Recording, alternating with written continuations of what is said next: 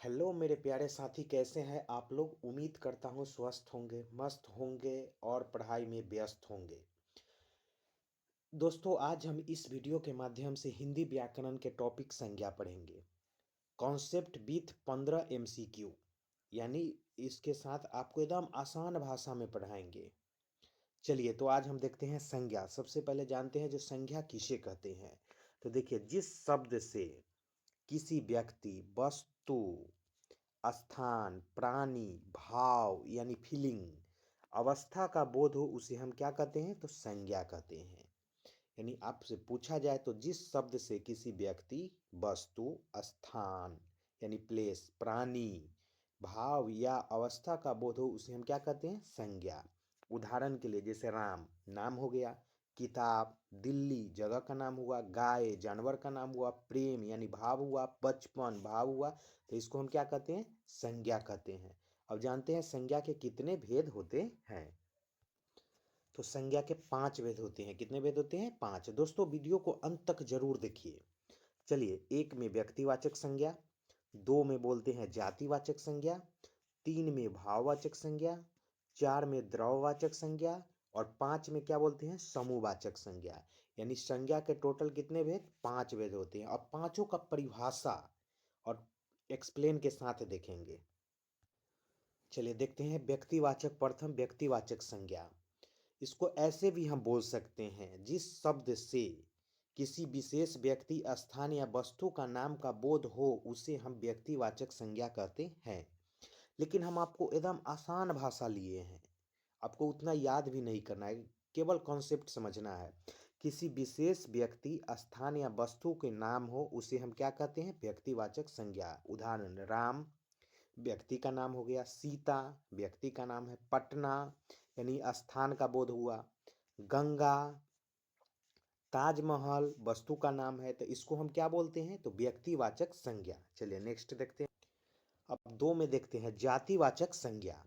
किसी जाति या वर्ग के सभी व्यक्ति या वस्तुओं का नाम हो, उसे हम जातिवाचक संज्ञा कहते हैं। जैसे उदाहरण के लिए लड़का, तो लड़का में सभी आ जाते हैं, रमेश, सोहन, मोहन, रोहन। शहर, शहर में सभी शहर आएंगे, पटना, हाजीपुर, मुजफ्फरपुर हो गया, दिल्ली, मुंबई। नदी, नदी में सभी आ जाएंगे, गंगा नदी, ब्रह्मपुत्र नदी हो गए, बया नदी हो गए। पुस्तक, इसमें सभी आएंगे, पेड़ में सभी आएंगे। तो क्या बोलते हैं, किसी जाति या वर्ग के सभी व्यक्ति या वस्तुओं का नाम को हम क्या बोलते हैं, जातिवाचक संज्ञा। चलिए नेक्स्ट देखते हैं। चलिए अब हम लोग देखते हैं 3, यानी भाववाचक संज्ञा। तो जिस शब्द से किसी गुण, भाव, अवस्था या भावना का बोध हो, उसे हम भाववाचक संज्ञा कहते हैं।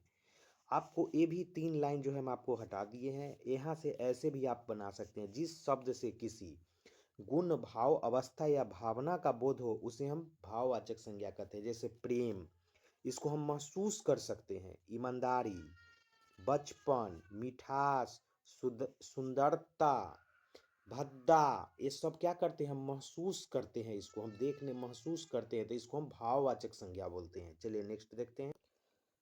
4 में देखते हैं द्रव्यवाचक संज्ञा। जिस शब्द से किसी पदार्थ या द्रव का बोध हो, उसको हम द्रववाचक संज्ञा बोलते हैं। जैसे द्रववाचक उसको बोलते हैं जिसको हम माप सकते हैं या तौल सकते हैं, उसको लीटर में जो है या जोक सकते हैं, आसान भाषा में समझे। जैसे पानी, पानी को लीटर में माप सकते हैं, दूध को भी माप सकते हैं, सोना को तौलते हैं, चांदी, घी हुआ या गेहूं हुआ, जो भी चीज हुआ, तो इसको हम क्या बोलेंगे, द्रववाचक संज्ञा। चलिए नेक्स्ट देखते हैं। और लास्ट भेद, समूहवाचक संज्ञा। कई व्यक्ति या समूह के कई व्यक्ति या वस्तुओं के समूह के नाम को हम समूहवाचक संज्ञा कहते हैं। जैसे सेना, तो सेना आपको देखिएगा समूह में रहते हैं, एक जो बटालियन रहते हैं उसमें 20, 25, 30 ऐसे रहते हैं। झुंड यानी भीड़ भाड़ में देखते हैं, झुंड में काफी लोग रहते हैं। वर्ग, कक्षा में भी देखते हैं, एक कक्षा में 30, 35 लोग रहते हैं, तो इसको समूह बोलते हैं। टोली या सभा, ये सब क्या हुए, तो समूहवाचक संज्ञा हुए। अब जो है इसके साथ हम MCQ करते हैं, यानी इससे संबंधित जो है प्रश्न करते हैं। परीक्षा के लिए महत्वपूर्ण बातें।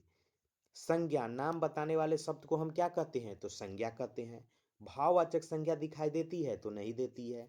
व्यक्तिवाचक संज्ञा हमेशा विशेष होती है, व्यक्तिवाचक संज्ञा हमेशा विशेष होती है। उदाहरण और अभ्यास के लिए देख देखते हैं। राम बचपन में पटना में रहता था। राम जो है बचपन में पटना में रहता था। तो देखिए राम क्या हो गए, तो व्यक्तिवाचक हो गए। बचपन क्या हुआ, आपका भाव हो गया। और पटना क्या हो गया, तो ये भी व्यक्तिवाचक हो गए, किसी खास जगह का बोध हुआ। क्वेश्चन नंबर 1 देते हैं, संज्ञा के सही परिभाषा क्या है।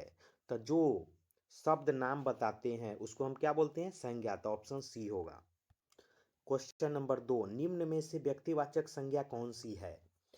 लड़का, शहर, नदी। यह जो है आपको तीनों जो है जातिवाचक संज्ञा है। कौन सा संज्ञा है, जातिवाचक संज्ञा। तो आपका बच कौन गया, पटना।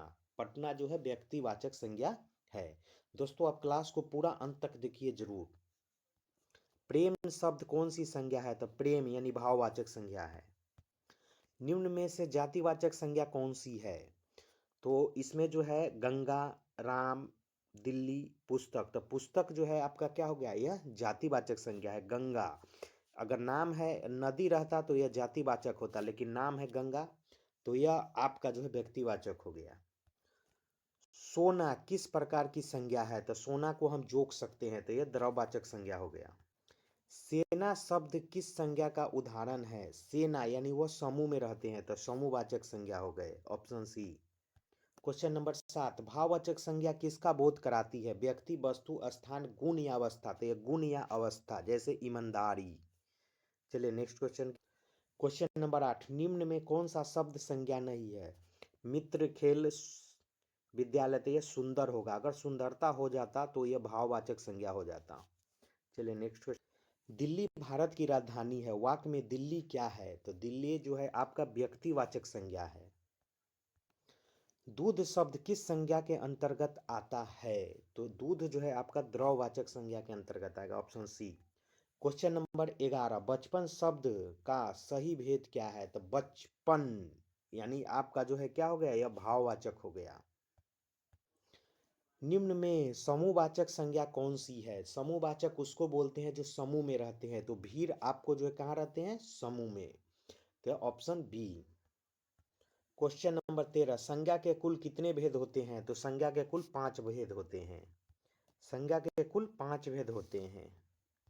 क्वेश्चन नंबर 14, पेड़ शब्द किस प्रकार की संज्ञा है, तो पेड़ शब्द जो है आपका जातिवाचक संज्ञा है, ऑप्शन बी। आज का लास्ट क्वेश्चन, ईमानदारी शब्द किस संज्ञा का उदाहरण है, तो ईमानदारी यानी भाववाचक संज्ञा है। आशा करते हैं आप लोग को क्लास काफ़ी अच्छा लगा होगा। तो आप लोग लाइक और सब्सक्राइब जरूर कीजिएगा। फिर मिलते हैं नेक्स्ट क्लास में।